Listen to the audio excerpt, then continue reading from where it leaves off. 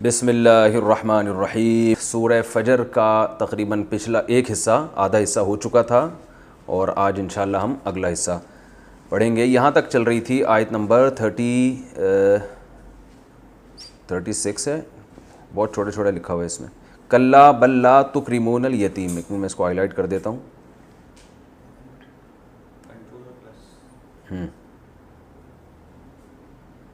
یہ والی آیت چل رہی ہے، کلا بل لا تکرمون الیتیم، ہرگز ایسا نہیں ہے بلکہ تم یتیم کا اکرام نہیں کرتے۔ کلا کا مطلب ہرگز ایسا نہیں ہے۔ کیا مطلب؟ اللہ تعالیٰ نے انسان سے دو شکایتیں کی ہیں، فَأَمَّا الْإِنسَانُ إِذَا مَا ابْتَلَاهُ رَبُّهُ فَأَكْرَمَهُ وَنَعَّمَهُ، کہ انسان کو جب اللہ آزماتے ہیں اور اس کا اکرام کرتے ہیں، اس کو نعمتیں دیتے ہیں، تو وہ کیا کہتا ہے؟ فَيَقُولُ رَبِّي أَكْرَمَنِ، میرے رب نے میرا اکرام کیا۔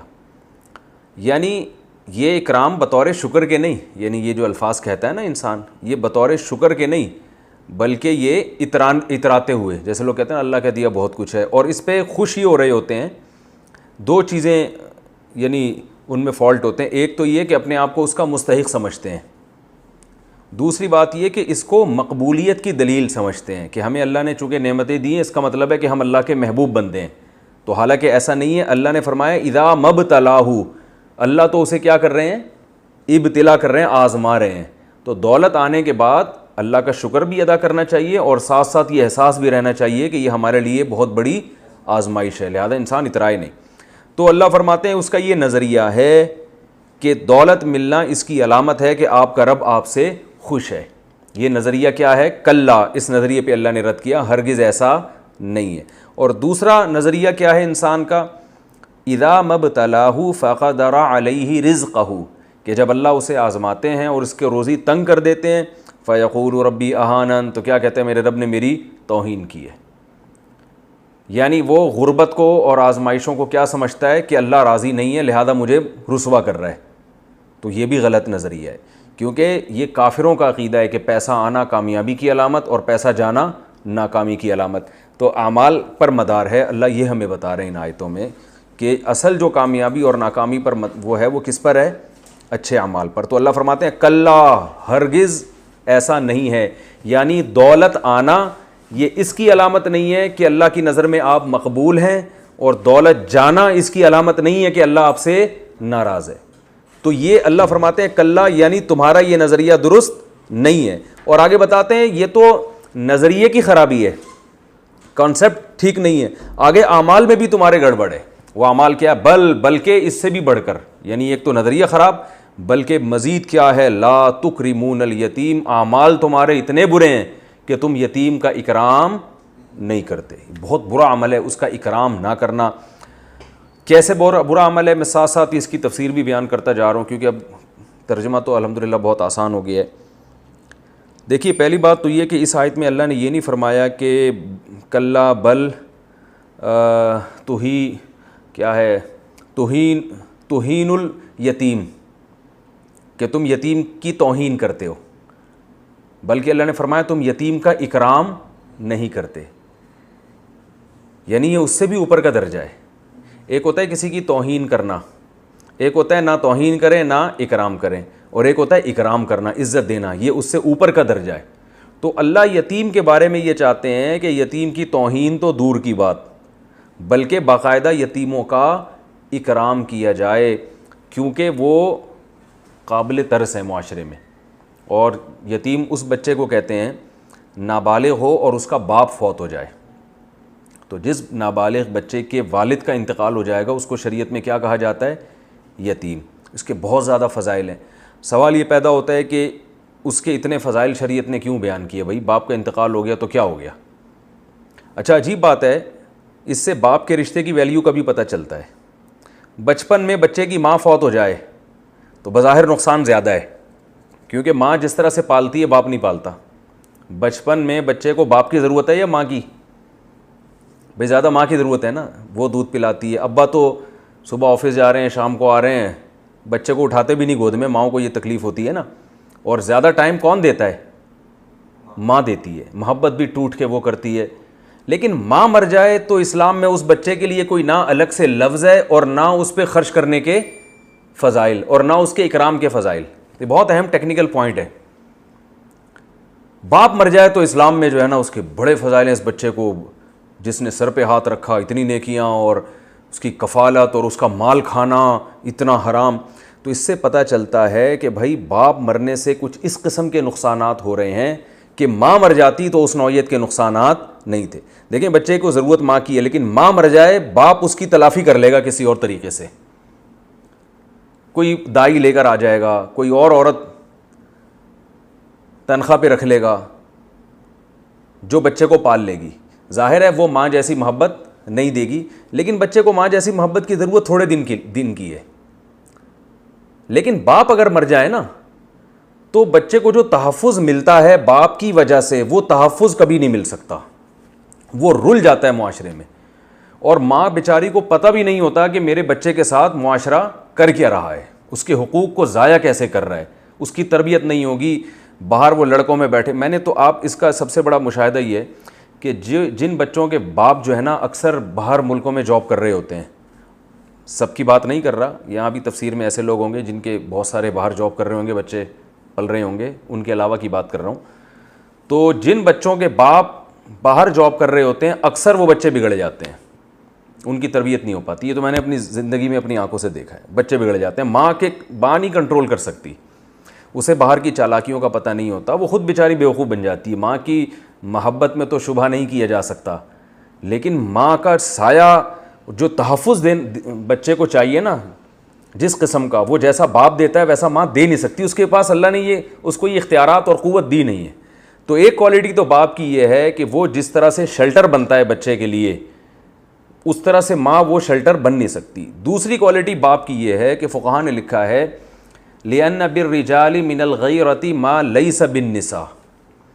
اولاد کے معاملے میں ماں میں بھی محبت, باپ میں بھی, لیکن جو غیرت ہے نا وہ باپ میں زیادہ ہوتی ہے ماں کی نسبت. اب غیرت ایسی چیز نہیں ہے جو کسی لیبارٹری میں ٹیسٹ کروائی جا سکے. اب جیسے فقہاء نے بیان کیا ہے کہ میاں بیوی میں جب علیحدگی ہو جائے تو 7 سال تک بچہ ماں کے پاس رہے گا اور 9 سال تک بیٹی ماں کے پاس رہے گی, لیکن 9 سال کے بعد بیٹی کو باپ کے حوالے کیا جائے گا. اگر باپ نہیں لینا چاہتا پھر بھی اس کو بیٹی دی جائے گی لازمی, ماں کی کسٹڈی میں نہیں چھوڑا جائے گا بیٹی کو. وہاں فقہاء بیان کرتے ہیں لِأَنَّ بِالرِّجَالِ مِنَ الْغَيْرَةِ مَا لَيْسَ بِالنِّسَاءِ, اس لیے کہ اللہ نے باپ کو جو اولاد کے معاملے میں غیرت دی ہے وہ ماں کو نہیں دی ہے. اس کو بھی دی ہے, اتنی نہیں دی ہے. اب بیٹی جب جوان ہو رہی ہے نا تو اس کو ایک ایسے غیرت مند سہارے کی ضرورت ہے جو اس غیرت کے معاملے میں بہت سخت ہو. تو باپ اپنی بیٹی کے معاملے میں, اپنے بیٹے کے بچوں کے ساتھ کیا کچھ ہو جاتا ہے باہر, غلط حرکتیں بھی ہو جاتی ہیں, باپ ان سب چیزوں پہ نظر رکھتا ہے. ماں کو تو پتہ ہی نہیں ہوتا یہ چیزیں. باپ کو جیسی پتہ چلتا ہے کسی نے بچے کے ساتھ کوئی ایسی حرکت کی کوشش, آج کل تو یہ بھی بہت فحاشی بہت پھیل رہی ہے, باپ تو آنکھیں نکال دے گا جا کے, ماں بیچاری کیا کرے گی, ماں کو تو پتہ ہی نہیں چلتا.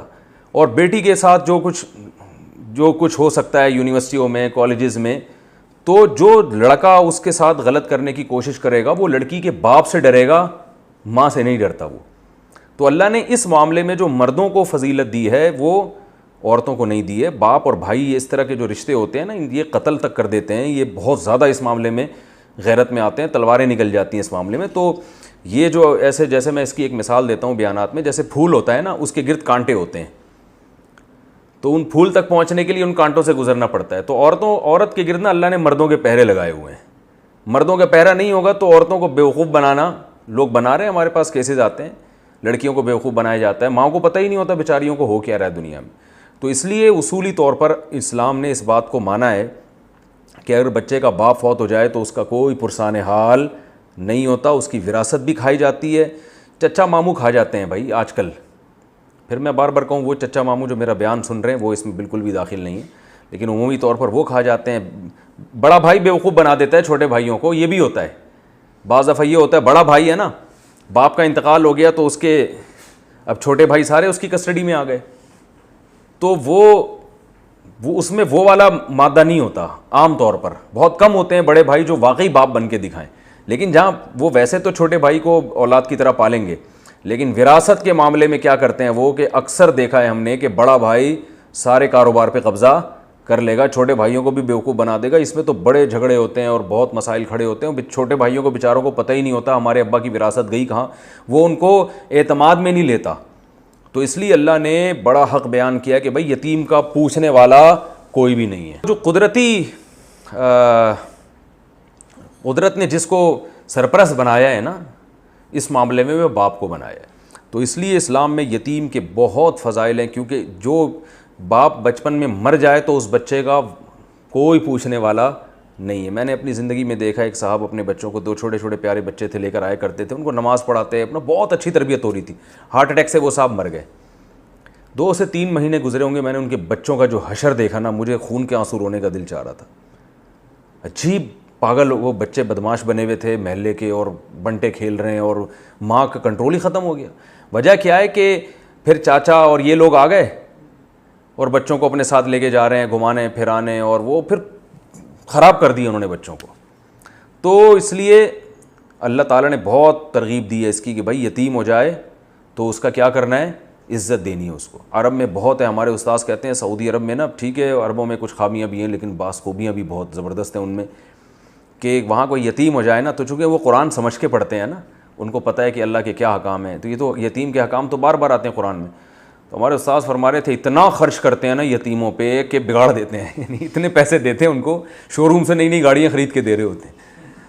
تو وہ ٹھیک ہے, ایسا نہیں کرنا چاہیے, لیکن ان کا جذبہ بہرحال اچھا ہوتا ہے کہ بھائی اس پہ تو خرچ کرنے کا بڑا ثواب ہے. نبی صلی اللہ علیہ وسلم نے ام سلمہ رضی اللہ تعالیٰ عنہ سے نکاح کر کے ان کی یتیم بچوں کو پالا تھا. خود آپ کے دیکھیں آپ کو کتنے غریب تھے, لیکن بیوہ سے نکاح کر کے یتیم بچوں کو پال رہے ہیں. تو اس لیے اسلام میں بہت اہمیت ہے اس کی. تو اللہ فرماتے ہیں بل لا تکرمون الیتیم, تم یتیم کا اکرام نہیں کرتے, حالانکہ اکرام کرنا چاہیے. یہ عملی خرابی ہے تمہارے اندر. ولا تحاضون, تحاضون اصل میں تھا تحاضزون, تزاربون, تزاربون باب تفاعل تزارب, ٹھیک ہے نا. تو تحاضزون, حظ کہتے ہیں کسی کو کسی چیز پر ابھارنا. تو ولا تحاضون, تم ایک دوسرے کو ابھارتے نہیں ہو, ایک دوسرے کو ترغیب نہیں دیتے, علی طعام المسکین, مسکین کے کھانا کھلانے پر. تو یعنی تمہارے اندر یہ بھی برائی ہے کہ تمہیں معاشرے کے جو کمزور لوگ ہیں ان کی بنیادی ضرورت پوری کرنے کا بھی خیال نہیں ہے. آیت کا یہ مطلب ہے, کھانا کھلانا اصل مقصد نہیں ہے. میں نے بار بار یہ بات میں بیان کرتا ہوں کہ قرآن جزیات کے ضمن میں کیا بیان کرتا ہے, اصول. یعنی ایک ایگزامپل دے گا لیکن وہ ایک مثال ہوگی, اس مثال کے اندر ایک قاعدہ چھپا ہوا ہوگا. اصل میں قرآن یہ بیان کرنا بتا رہا ہے یہاں پہ کہ تم معاشرے کے ضرورت مند لوگوں کی بنیادی ضرورتوں کا خیال نہیں رکھتے, اور خیال رکھنے کا بہترین طریقہ یہ ہے کہ ایک دوسرے کو خیال رکھنے کی ترغیب دی جائے. یہی ہے نا. تو اس لیے قرآن نے کیا بیان کیا, اصل کیا بیان کرنا چاہ رہے, اس کو نوٹ کریں. اس آیت کا جو ترجمہ ہوگا نا, جو مفہوم ہوگا اصل, وہ کیا ہے, تم معاشرے کے جو ضرورت مند لوگ ہیں ان کی بنیادی ضرورتوں کا بالکل بھی خیال نہیں رکھتے, بس اپنے پیسے اور کھانے پینے میں مگن ہو. اب اس کو قرآن نے کیا بیان کیا, اب دیکھیں اس کی مثال کیا ہے کہ خیال رکھنا, سب سے آسان طریقے سے خیال کیسے رکھا جاتا ہے, ایک دوسرے کو ترغیب دے دی جائے. بھائی جیب سے پیسہ نکلنا تو اور مشکل کام ہے نا, کم سے کم درجہ کیا ہے, ایک دوسرے کو ترغیب دی جائے کہ یار آؤ اس پہ بیٹھ کے بات کر لیتے ہیں, معاشرے کے ضرورت مند لوگوں کا ہمیں کیسے خیال کرنا چاہیے. تو تحاضون میں اس کو اللہ نے بیان کر دیا کہ ایک دوسرے کو ترغیب بھی نہیں دیتے, تمہیں خیال ہی نہیں ہے, بس اپنے دولت میں اپنے پیسوں میں مگن ہو. اور بنیادی ضرورتوں میں سب سے بڑی ضرورت کیا ہے, کھانا, کیونکہ ہر چیز کا متبادل ہے, ہر چیز کا آلٹرنیٹ ہے, کھانے کا کوئی متبادل نہیں ہے, اور اس کے بغیر تو گزارا ناممکن ہے. تو کھانے کا ذکر بتانے سے کھانا مقصد نہیں ہے, کھانا کیونکہ انسان کی بیسک ضرورت ہے, تو جس کی بھی جس وقت جو بیسک ضرورت ہو اس کو پورا کرنا اس آیت کے تحت داخل ہے. کسی کی بیسک ضرورت اگر پانی ہے تو پانی کا انتظام کرنا, جیسے حدیث میں آتا ہے نا, ایک شخص نے پیاسے کتے کو پانی پلایا, اللہ نے اس کی مغفرت کر دی. تو اگر کسی کی بنیادی ضرورت علاج ہے, وہ کینسر کا پیشنٹ ہے, اس کو ہسپتال میں علاج کی ضرورت ہے, اب ہم کہہ رہے ہیں کہ بھائی قرآن کہہ رہا ہے کہ معاشرے کی جو بنیادی ضرورتیں پوری کرو, اور مریضوں کا علاج کرو تو آپ کہہ رہے ہیں قرآن میں تو مسکین کو کھانا کھلانے کا حکم ہے، تو کینسر کے مریض کو بول دو کہ میرا صبح کا ناشتہ میرے گھر سے، دوپہر کا کھانا میرے گھر سے اور رات کا کھانا میرے گھر سے آئے گا۔ وہ کہیں بھائی اس کے بعد کھانے کے پیسے ہیں، علاج کے نہیں ہیں۔ آپ کہیں گے قرآن نے چونکہ کھانے کی ترغیب دی ہے لہذا میں علاج کے پیسے نہیں دے سکتا، تو یہ قرآن کو نہ سمجھنے کی دلیل ہے۔ تو یہ اصول ہمیشہ یاد رکھیے۔ گاڑی اردو استعمال کر رہا ہوں، جزیات کے ضمن میں، ضمن کا مطلب ہوتا ہے ایک مثال دی جا رہی ہے اور اس میں ایک اصول اور قاعدہ، ایک لا چھپا ہوا ہے، تو اور وہ لا کیسے چھپا ہوا ہے یہ بھی میں نے بتا دیا کہ مسکین ایک معاشرے کا ضرورت مند ہوتا ہے اور طعام یعنی کھانا اس کی بنیادی ضرورت ہے، اور ایک دوسرے کو ترغیب دینا یہ اس کے خیال رکھنے کا سب سے آسان ترین طریقہ ہے۔ تو آیت کا مطلب کیا ہوا؟ معاشرے کے جو ضرورت مند لوگ ہیں ان کی بنیادی ضرورتوں کو پورا کرنے کا بالکل بھی خیال نہیں رکھتے، تو اپنی لائف میں کیا ہیں؟ مگن ہے۔ بس وہ وائپر جو آتا ہے نا، وہ اس پہ گاڑی پہ جو شیشہ صاف کرتا ہے اس کو 5 روپے پکڑایا اور پتلی گلی سے نکل لیے۔ وَتَأْكُلُونَ التُّرَاثَ أَكْلًا لَمًّا، کیسی پیاری آیتیں، دیکھو یہ اس معاشرے میں نازل ہو رہی ہیں اور اس یتیم پر نازل ہو رہی ہیں جو نہ لکھنا جانتے تھے اور نہ پڑھنا۔ ایسی اخلاقی تعلیمات دنیا میں کسی کے باپ کے پاس بھی نہیں، معذرت کے ساتھ تفسیر میں ایسے الفاظ استعمال نہیں کرنے چاہیے لیکن حقیقت ہے کسی مذہب کے پاس ہیں یہ تعلیمات؟ کہیں بھی نہیں ہے۔ اور معاشرہ ان تعلیمات کو فالو کرنا شروع کر دے تو کتنا پیارا معاشرہ وجود میں آ جائے۔ تو اللہ نے فرمایا کہ نہ صرف یہ کہ تم خیال نہیں کرتے بلکہ الٹا یہ کرتے ہو، یعنی اللہ تو کہہ رہے ہیں اپنے مال میں سے خرچ کرو نا جو اللہ نے تمہیں دیا ہے، دوسروں کا خیال کرو، بلکہ الٹا کیا کرتے ہو، جو تمہارا حق نہیں بھی بنتا وہ بھی دوسروں سے چھین رہے ہوتے ہو۔ اور کیسے چھینتے ہو؟ وَتَأْكُلُونَ التُّرَاثَ، تَأْكُلُونَ تَنْصُرُونَ کی طرح، کھاتے ہو تراث میراث کو بولتے ہیں، وراثت کھاتے ہو، اکلن کھانا، لما کا معنی دبا کے، ٹھیک ہے نا، وراثت کھاتے ہو دبا کے کھا جاتے ہو، پوری طارق روڈ کی دکانیں ہڑپ کر جاتے ہو۔ آپ کہہ سکتے ہیں میں نے تو تھوڑی سی کھائی ہے، ہو سکتا ہے بھائی کوئی صاحب سن رہے ہو بیان کہہ رہے ہیں میں نے تو بہن کے صرف 1 لاکھ روپے کھائے تھے باقی تو سارے ادا کر دیے تھے، جبکہ اللہ کیا فرماتے ہیں تم کھاتے ہو دبا کے۔ تو اصل بات یہ ہے کہ دیکھیں جو حرام کھاتا ہے نا وہ تھوڑا اور زیادہ نہیں دیکھتا، جس نے تھوڑا کھایا ہے نا اس کو موقع تھوڑے کا ملا ہے، زیادہ کا ملتا تو وہ کیا کرتا؟ زیادہ کھا لیتا۔ اس لیے اللہ نے وہ بات ذکر کی ہے جو معاشرے میں رائج ہے، کھائی تھوڑی، اس کو کہتے ہیں قید اتفاقی۔ اتفاقی شرط کا مطلب یہ ہوتا ہے یہ شرط بطور شرط کے نہیں ہے، یعنی یہ احتراز کے لیے نہیں ہے کہ تم تھوڑا کھاتے ہو یا تم زیادہ کھاتے ہو یعنی تھوڑا نہیں کھاتے، یہ مطلب بتانے کا مقصد یہ ہے کہ معاشرے میں ہو یہ رہا ہے کہ زیادہ ہی کھائی جاتی ہے۔ اگر کوئی تھوڑا کھا رہا ہے نا وہ اس لیے کھا رہا ہے کہ اس کو زیادہ کھانے کا موقع ملا نہیں ہے۔ اللہ تعالیٰ فرماتے ہیں وَتَأْكُلُونَ التُّرَاثَ، اور تم وراثت کھاتے ہو، اکلا لما، ایسا کھانا، عقل کہتے ہیں کھانے کو، لما طبیعت سے کھاتے خوب۔ اور وجہ کیا ہے؟ وَتُحِبُّونَ الْمَالَ، تحب احبا اصل میں تھا احبابا، اکرما کی طرح، ادھر توجہ، اکرما، اور تحببو یحببو یکرمو کی طرح، تو احبابا کو احبا پڑھتے ہیں اور یحببو کو یحبو اور تحببو کو تحبو، اور تحببونا تکرمونا کی طرح اس کو تحبونا۔ اور تم محبت کرتے ہو مال سے، حبن ایسی محبت جمع بھی بہت زیادہ، مال سے بھی تمہیں تھوڑی محبت نہیں ہے، دنیا کو مسافر خانہ نہیں سمجھتے، بہت زیادہ محبت ہے۔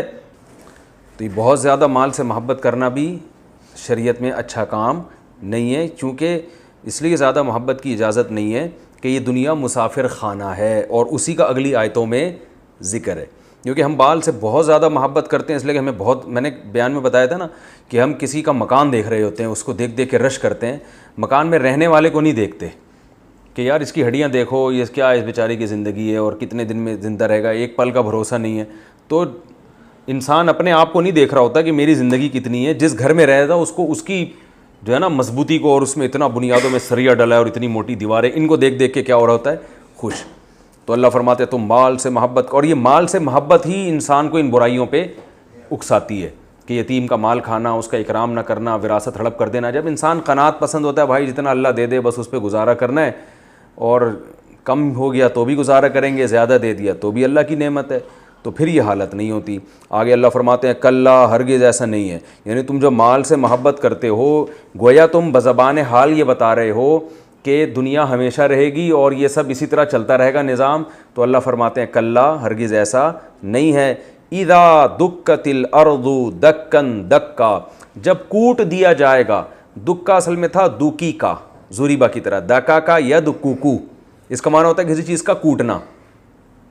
تو دکا کا ضربا کی طرح, تو اس کو پڑھتے کیا ہیں دکا, اور دکا اصل میں تھا دوکی کا.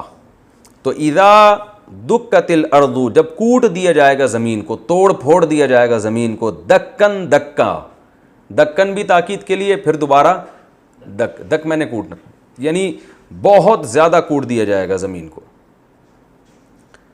وجاء ربک, اور آئے گا تیرا رب, والملک, اور فرشتے, صفن صفا, صف بنا کر, صفن صفا مکمل, یعنی فرشتے بھی صفوں میں کھڑے ہوں گے.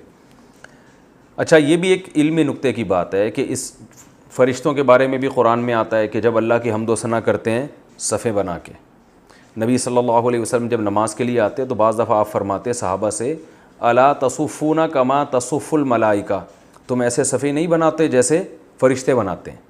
تو فرشتے کیسے بناتے ہیں, بالکل مل مل کے کھڑے ہوتے ہیں, تو تم بھی ایسے مل مل کے کھڑے ہو جاؤ.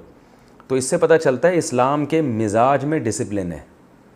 آج تو دنیا میں سب سے زیادہ پھوڑ ہوگا نا, جس کی بیٹھے تو شلوار کا ناڑا لٹک رہا ہے, چلنے کی تمیز نہیں, کوئی ڈسپلن ہی نہیں ہے, اس کو سمجھتے ہیں لوگ ماشاءاللہ بہت پہنچے ہوئے بزرگ ہیں, بہت نیک آدمی ہے, اس کو تو کچھ ہوش ہی نہیں ہے دنیا میں. وہ ٹھیک ہے, میں کسی کا ناڑا خدا نخواستہ لٹک رہا ہوں تو میں یہ نہیں کہہ رہا کہ وہ برا آدمی ہے. ایک مثال, میری مثالیں اسی ٹائپ کی ہوتی ہیں معذرت کے ساتھ. تو یہ کیونکہ ہمارے ہاں ایسا ہو گیا ہے دینداروں کے, تو یہ سادگی ہے. بعض دفعہ انسان دنیا سے بے رغبتی کی وجہ سے بھی ہوتا ہے, اس کو کسی چیز کا ہوش ہی نہیں ہوتا. تو وہ اس لیے نہیں کہ ڈسپلن کی کمی ہے اس میں, وہ تو چلے ٹھیک ہے اچھی بات ہے, لیکن نارملی ہمارے ہاں بد نظمی کو کیا سمجھا جاتا ہے, کمال. آپ کسی کو چندہ دے کے رسید مانگ لیں, اس کو غصہ آ جائے گا, کیا مجھ پہ اعتماد نہیں ہے, کیا مجھ سے رسید مانگ رہے. بھائی ایک نظم ہے نا, کوئی آپ کی این جی او ہے, کچھ ہے تو آپ کیوں رسید نہیں ہے. تو اور اگر نہیں ہے تو پہلے بتاؤ بھائی کہ رسیدوں کا سسٹم ہی نہیں ہے کیونکہ این جی او نہیں ہے. ایک مثال دے رہا ہوں میں.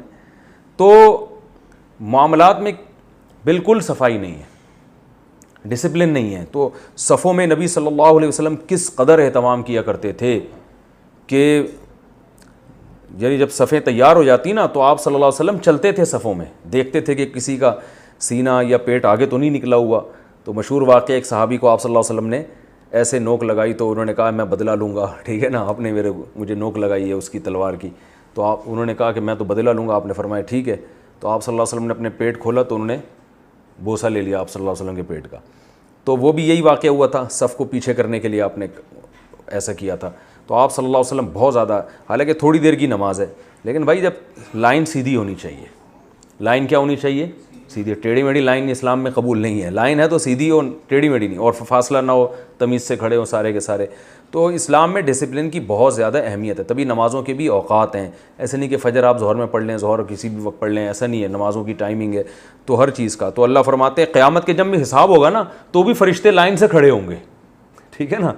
اب یہ چیزیں غیر مسلموں نے ہم سے لے لی ہیں, وہ سارا ڈسپلن وہ فالو کر رہے ہیں, اور ہم سمجھتے ہیں کہ چونکہ غیر مسلم نظم و ضبط کے ساتھ چلتے ہیں لہذا ہم سمجھتے ہیں شاید یہ شیطان نے ان کو سکھایا ہے, ٹھیک ہے نا, اور یہ تو کہ شیطان کو فالو کرتے ہیں لہذا یہ شیطانی کام ہے. مولانا رشید تھانوی رحمہ اللہ نے غالباً ایک واقعہ لکھا ہے یا کسی اور بزرگ نے کہ ایک انگریز انڈیا میں مسلمان ہوا. پرانی بات ہے, جب بر صغیر پر انگریزوں کی حکومت تھی.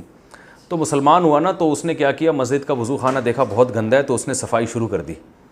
تو ایک نمازی نے کہا یار مسلمان تو ہو گیا مگر انگریزوں والے کام نہیں چھوڑے اس نے, ٹھیک ہے, مسلمان تو ہو گیا مگر کام وہی انگریزوں والے اس کے.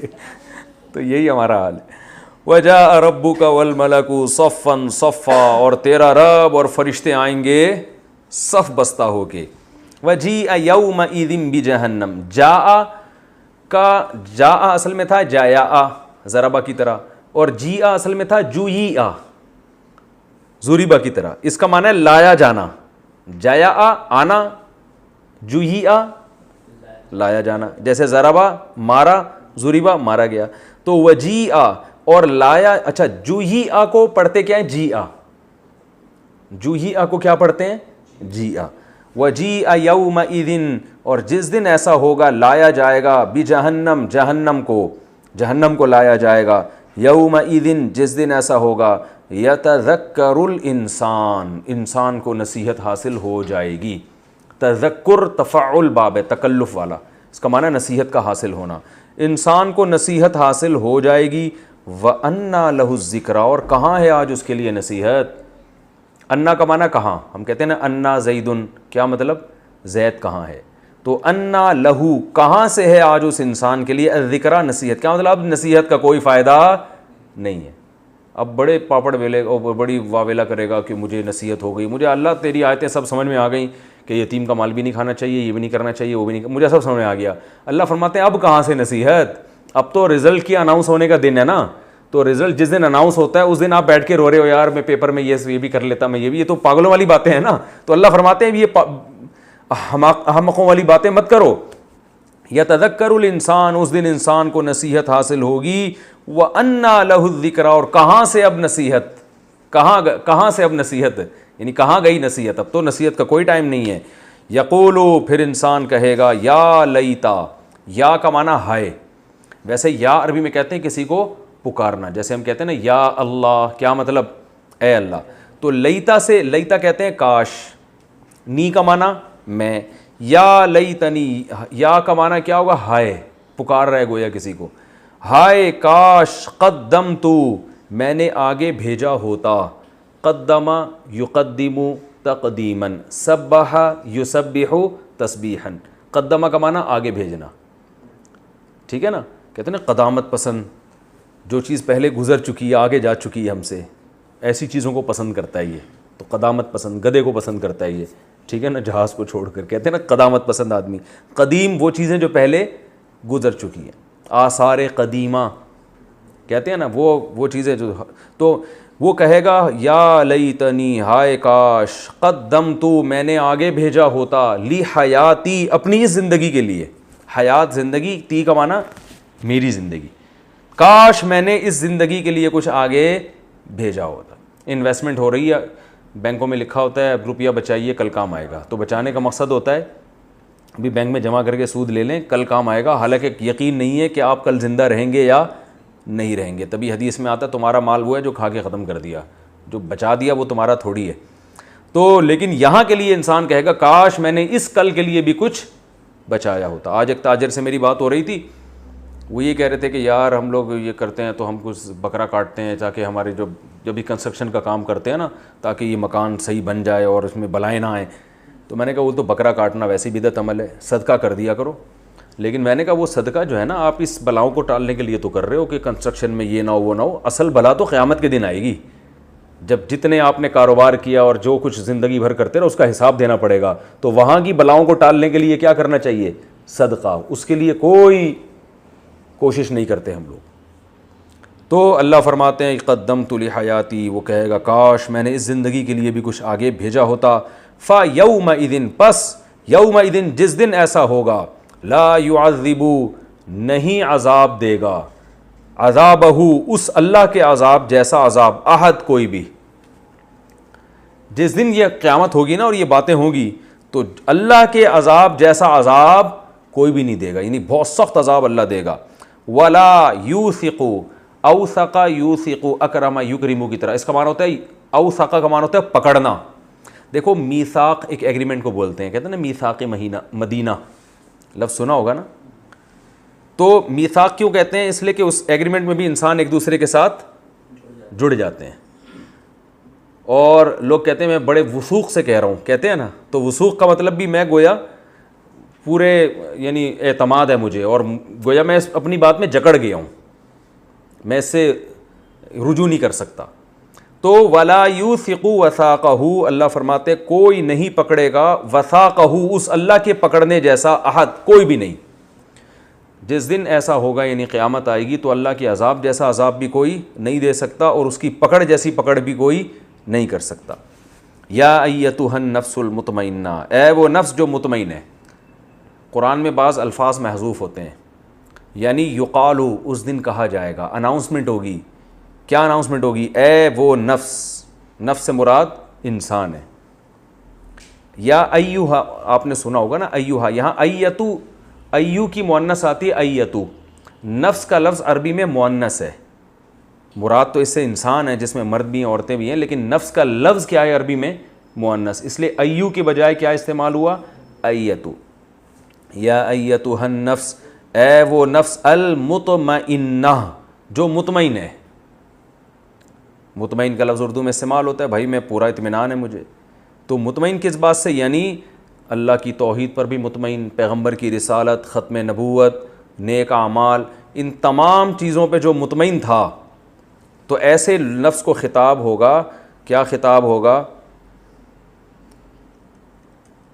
ارجعی، رجع یرجع، ضرب یضرب، اس کا معنی ہوتا ہے رجوع کرنا.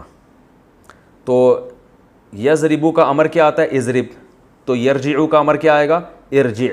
اور ارجع کی مؤنث ارجعی، کیونکہ نفس مؤنث ہے نا، اس لیے ارجع کے بجائے کیا آ رہا ہے؟ ارجعی. ایسے نفس سے کہا جائے گا ارجعی، لوٹ جا، الی ربکی، اپنے رب کی طرف. ربکا کے بجائے ربکی کیونکہ مؤنث ہے. راضیتن، اس حال میں کہ تو بھی کیا ہے؟ راضی. مرضیہ، اس حال میں کہ تجھ سے بھی رب کیا ہے؟ راضی. مرضیہ اصل میں تھا مرضوین، مقتولن کی طرح. مقتول جس کو قتل کیا جائے، مضروب جس کو مارا جائے. مقتول کی مؤنث کیا آتی ہے؟ مقتولہ. مضروب کی مؤنث کیا آتی ہے؟ مضروبہ. تو مرضوین جس سے راضی ہوا جائے، یعنی جس سے اللہ راضی ہو گیا. مرضویتن اس کی مؤنث، تو مرضویتن کو پڑھتے کیا ہیں؟ مرضیتن. یہ مرضویتن ہی ہے مقتولتن کی طرح جو بن کیا گیا مرضیتن. یا ایتھا النفس المطمئنہ، اے وہ نفس جو مطمئن تھا، یعنی اللہ کی عبادت پر، نیک اعمال پر، پورے کانفیڈنس کے ساتھ، اعتماد کے ساتھ اللہ کی عبادت میں، اللہ کے حکام کو پورا کرنے میں لگا رہا. اس کے بارے میں کیا کہا جائے گا؟ ارجعی الی ربک، چل اپنے رب کی طرف. راضیتن، تو بھی خوش، مرضیتن، اور تیرا رب بھی تجھ سے خوش ہے. تو کتنا زبردست بات ہوگی جب اللہ سے اس حال میں ملاقات ہوگی کہ آپ بھی اللہ سے خوش. کیوں آپ اللہ سے خوش؟ کہ اللہ نے آپ کو، آپ کی جو اعمال تھے نا، اس کا ایسا انعام دیا ہوگا کہ آپ بھی کہو گے اللہ میں تجھ سے کیا ہوں. ابھی دیکھیں خوش ہوتے ہیں نا، ابھی خوش تو ہوتے ہیں لیکن دل میں وسوسے آ رہے ہوتے ہیں. جیسے ایک صاحب کے بچے کا انتقال ہو گیا، تو میں نے ان کو تسلی دی. میں نے کہا بس، کہتے ہیں ہاں یار بس اللہ کی طرف سے اللہ نے دی تھی ایک نعمت، واپس لے لی. پھر تھوڑی دیر میں کہتے ہیں یار پتہ نہیں اللہ کو میں ہی ملا تھا یار، میرا ہی بچہ مارنا تھا. ایسی باتیں شروع کر دی انہوں نے. ٹھیک ہے نا. تو ایک آزمائش ہے نا دنیا میں، تو قیامت کے دن وہ آزمائشیں کیا ہو جائیں گی؟ ختم. اب حقیقی معنی میں انسان خوش ہوگا، اللہ نے اتنا نوازا ہوگا. تو اللہ فرماتے ہیں ارجعی الی ربک، اپنے رب کی طرف چل. راضیتن، تو بھی خوش، کیونکہ اللہ نے تجھے تیری نعمتوں کا ایسا بدلہ دے دیا جو تیرے تصور میں بھی نہیں تھا. مرضیتن، اور تیرا رب بھی تجھ سے کیا ہے؟ خوش ہے. فادخلی، ادخل، داخلہ یدخلو، اس کا کیا معنی ہوتا ہے؟ داخل ہونا. ادخلی مؤنث کے لیے، فادخلی اصل میں تھا فادخلی، تو ملا کے کیا پڑھتے ہیں؟ فادخلی. داخل ہو جا فی عبادی، میرے نیک بندوں میں، یعنی میرے بندوں میں. جو جنت میں میرے بندے جا رہے ہیں نا، نیک بندے. عباد عبد کی جمع ہے، عبد غلام کو کہتے ہیں، عباد اس کی جمع آتی ہے. میرے بندوں میں داخل ہو جا. وادخلی، اور داخل ہو جا جنتی، میری جنت میں. تو ایسے نیک لوگوں سے کہا جائے گا. پہلے اللہ نے برے لوگوں کی حالت بیان کی جو کیا کہیں گے؟ یا لیتنی قدمت لحیاتی، ہائے کاش میں اپنی زندگی کے لیے کچھ کر لیتا. اور اللہ فرماتے ہیں پھر ایسا عذاب اللہ دے گا، اس ندامت کا کوئی آخرت میں فائدہ نہیں ہوگا. ایسا عذاب دے گا کہ اس عذاب جیسا کسی نے عذاب نہیں دیا، اور ایسی پکڑ کرے گا کہ اس کی پکڑ جیسی کسی کی پکڑ ہو نہیں سکتی. اور نیک لوگوں کے ساتھ اللہ کیا سلوک کرے گا؟ اے مطمئن نفس جو میری عبادت. یہ دیکھیں جو علماء بیان کرتے ہیں نا، نفس کی 3 قسمیں، نفس مطمئنہ، نفس امارہ اور نفس لوامہ. یہ ان 3 قسموں میں داخل نہیں ہے، وہ اصطلاح ہے. علماء بیان کرتے ہیں نفس یعنی انسان کی نا 3 کنڈیشن ہوتی ہیں. ایک ہے نفس مطمئنہ، وہ نفس جو عبادت پر اطمینان ہو، اس کو اللہ کی رضا پر اور شریعت کو دل و جان سے فالو کرتا ہو، دل لگتا ہو اس کا عبادت میں. اور گناہ سے بچتا ہو وہ. دوسرا نفس ہوتا ہے نفس لوامہ, جو سورہ یوسف میں آتا ہے, وہ نفس امارہ. امار امر سے نکلا ہے, امر آرڈر کو کہتے ہیں, امار آرڈر کرنے والا. تو نفس امارہ وہ نفس جو آپ کو برائیوں کا آرڈر کرتا رہتا ہے, الٹے الٹے کاموں کا, بھائی یہ بھی کر لے وہ بھی کر لے. ابھی ہم لوگ گائے لے کر آئے نا, اس کے لیے کسی ملازم کو رکھا, کام ہی نہیں کر رہا. ہم نے کہا کیا مسئلہ, کہہ رہا ہے کہ مجھے چرس چاہیے. ٹھیک ہے نا, اس کے بغیر میں کام نہیں کر سکتا. تو یہ نفس امارہ ہے, یہ اس کو کس کا آرڈر کر رہا ہے؟ یہ لڑکوں سے میں نے کہا بھائی وہ کیا ہے, یہ گائے رکھی تھی ہم لوگوں نے, تو کافی ساری گائیں ہیں, تو وہ اجتماعی قربانی کے لیے نا, تو وہ بندہ رکھا, باقاعدہ تنخواہ پہ رکھا, وہ بھاگ گیا. میں نے کہا بھاگا کیوں یار, اتنا اچھا کام کر رہا تھا. وہ کہہ رہا ہے میں چرس چاہیے, مجھے چرس کا انتظام کر کے دو گے. تو میں نے کہا اب چرس تو لانے سے رہے ہم اس کے لیے. ٹھیک ہے نا. تو یہ ہے نفس امارہ. کس کا حکم دے رہا ہے اس کو؟ چرس کا, ہیروئن کا, بری. تو جو برائی کا حکم دینے والا نفس ہے اسے کیا کہتے ہیں؟ نفس امارہ. جیسے یوسف علیہ السلام نے جب اپنی برات کا اعلان کیا نا کہ زلیخا نے جو مجھ پہ تہمت لگائی ہے میں بری ہوں, تو فوراً تواضعاً کیا کہا انہوں نے؟ وما ابرئ نفسی, میں یہ نہیں کہتا میرا نفس بڑا نیک ہے. ان النفس لامارۃ بالسوء, نفس کا تو کام ہے سو کا حکم دینا, برائی کا حکم دینا. یہ تو میرے رب نے بچا لیا. تو یہ تواضع تھی نا ان کی کہ اپنے آپ کو بھی نفس امارہ میں داخل کر رہے ہیں, پھر کہہ رہے ہیں کہ میرا نفس بھی وہی ہے لیکن اللہ نے بچا لیا مجھے. تو نفس ایک وہ ہوتا ہے جو ہر وقت الٹے سیدھے کاموں کا حکم دیتا رہتا ہے, اور ایک نفس ہوتا ہے لوامہ, ملامت کرنے والا, کہ ایسا نفس جو برائی کرتا تو ہے لیکن اس پہ برائی پہ ندامت ہوتی ہے, ملامت ہوتی ہے, یار غلط کر رہا ہوں میں, ایسا کرنا نہیں چاہیے. تو سب سے بدترین نفس نفس امارہ ہے, اس سے اچھا نفس لوامہ جو برائی کر تو لے لیکن اس کو ندامت ہو. تیسرا نفس مطمئنہ, جو مطمئن ہو کہ بھائی نہ برائی کرنی ہے کہ بعد میں پھر ملامت کرنی پڑے. ٹھیک ہے نا, اور اللہ کی نعمتوں پر اور اللہ کی تقدیر پر راضی اور شریعت پر اطمینان ہو. پھر اگر کوئی غلطی ہو جائے وہ تو کسی بھی انسان سے ہو سکتی ہے, تو یہاں وہ مراد نہیں ہے, وہ تو ایک فقہا یعنی مفسرین کی ایک ٹرم ہے. یہاں ایک سیدھا سادہ مطلب یہ ہے کہ جو بھی شریعت کو فالو کر رہا ہے, اس میں نفس لوامہ بھی داخل ہے. اگر کسی سے گناہ ہو جائے اور وہ توبہ سچے دل سے کر لے ندامت کی وجہ سے, تو وہ بھی نفس مطمئنہ ہی میں داخل ہے اللہ کی نظر میں. تو اللہ نے فرمایا کہ اے نفس جو مطمئن ہے, جو اللہ کی عبادت پر مطمئن تھا, جس کو اعتراض نہیں ہے شریعت پر, اسلام پر, تو آج اللہ کہیں گے چل اپنے رب کی طرف, تو بھی خوش اور اللہ بھی تجھ سے خوش. تو اس صورت کا خلاصہ میں بیان کر دیتا ہوں, وقت تھوڑا رہ گیا. اللہ نے قسمیں اٹھائی ہیں راتوں کی, پھر اللہ نے فرمایا کہ تمہارے رب, تم نے دیکھا نہیں ہے اللہ نے قوم عاد اور قوم سمود کے ساتھ کیا کیا اور کیسا ان کو تباہ و برباد کیا. تو تمہیں عبرت حاصل ہونی چاہیے, لیکن تمہیں عبرت حاصل نہیں ہوتی. تم دیکھتے نہیں کہ قوم عاد قوم سمود کو کتنی نعمتیں ملی تھیں مگر پھر بھی تباہ ہو گئے. تمہاری حالت کیا ہے کہ اکرمہ و نعمہ, اللہ جب اکرام کرتے ہیں اور نعمتیں دیتے ہیں تو قوم عاد اور قوم سمود کی طرح تکبر کرتے, بولتے اب اللہ کا دیا ہمارے پاس بہت کچھ ہے. یہ نہیں اترانے کے لیے کہتے ہو, شکر کے لیے نہیں, اس سے تواضع نہیں پیدا ہوتی. تو مال ہی کو سمجھتے ہو اللہ کی رضا کا ذریعہ, اصل چیز ہی تمہاری نظر میں دولت ہے. اور جب غربت آتی ہے رب نے بیڑا غرق کر دیا, ربی اہانن, اللہ نے کیا کر دیا. اور آج ہم لوگوں کی یہی حالت دیکھ رہے ہیں کہ پیسہ نہیں ہوتا تو سمجھتے ہیں اللہ ہم سے ناراض ہے, پیسہ مل گیا تو سمجھتے ہیں اللہ ہم سے بہت زیادہ خوش ہے. تو ایسا نہیں ہے. تو اللہ فرماتے ہیں کلا, ہرگز ایسا نہیں ہے. تمہارے اندر یہ نظریاتی خرابی بھی ہے, اور عملی خرابی کیا ہے؟ یتیم کا اکرام نہیں کرتے, مال کھا جاتے ہو وراثت کا, اور تحبون المال حبا جما, مال سے بے پناہ محبت. تو یہ تمام اخلاقی برائیاں ہمیں اپنے اندر سے ختم. اصل میں تو مال کی محبت ہے نا, یہ ان تمام برائیوں کی جڑ ہے. علماء کہتے ہیں کہ حب الدنیا رأس کل خطیئہ, دنیا کی محبت ہر برائی کی جڑ ہے. دنیا کو دل سے نکال دو گے تو یہ برائیاں خود بخود کیا ہو جائیں گی؟ ختم. جب دولت سے محبت اتنی جتنا رہنا ہے اس کے ساتھ, تو اور وہ یہ نکلے گی کیسے؟ بار بار اذا دکت الارض دکن دکا, یہ سوچو یہ زمین تباہ ہو جائے گی بھائی. یہ ورلڈ ٹریڈ سینٹر گرا نا, تو ایک تو ورلڈ ٹریڈ سینٹر گرا جس پہ دنیا اتنی حیران ہو گئی یہ کیا ہو رہا ہے, تو پوری زمین ہی ایک دفعہ تباہ ہو جائے گی, یہ ساری بلڈنگیں مٹی بن جانا ہے, اور اس سے پہلے ہم مٹی بن جائیں گے. تو یہ سوچنا چاہیے انسان کو, مسافر خانہ ہے, اس سے مال کی محبت کم ہوگی. جب کم ہوگی تو خرچ کرنا سیکھے گا, پھر کھلائے گا لوگ معاشرے کو, غریب لوگوں کو, مسکینوں کو, رشتہ داروں پہ خرچ کرے گا. اللہ تعالیٰ عمل کی توفیق عطا فرمائے.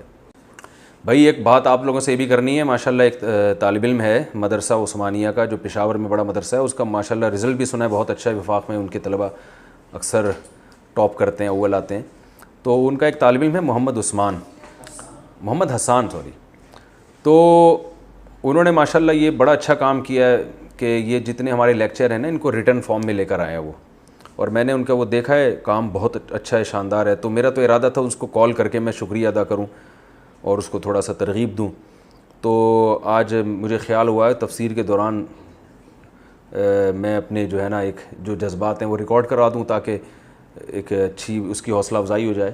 اور وہ کمنٹس میں جو کسی نے خلاصہ بیان کیا ہوا ہوتا ہے یہی ہے، محمد حسان ہی ہے. اکثر میں تفسیر کے نیچے کمنٹس دیکھتا ہوں، روزانہ جو ڈیلی جو لیکچر اپلوڈ ہوتا ہے نا اس کا بھی کسی نے خلاصہ کیا ہوا ہوتا ہے. تو وہ بھی اگر یہی محمد حسان ہے تو دوبارہ سے ان کا شکریہ. یہ ٹھیک ہے نا. وہ اگر کوئی اور لڑکا ہے تو ان کا نمبر مجھے دیجیے گا، میں اس سے فون پہ اس کی حوصلہ افزائی کروں گا. کافی محنت والا کام ہے روزانہ ہر لیکچر کو یار وہ بیٹھ کے خلاصہ لکھنا. تو اللہ تعالیٰ ان کے لیے صدقہ جاریہ بنائے. بہت خوشی ہوئی ہے مجھے یہ دیکھ کے.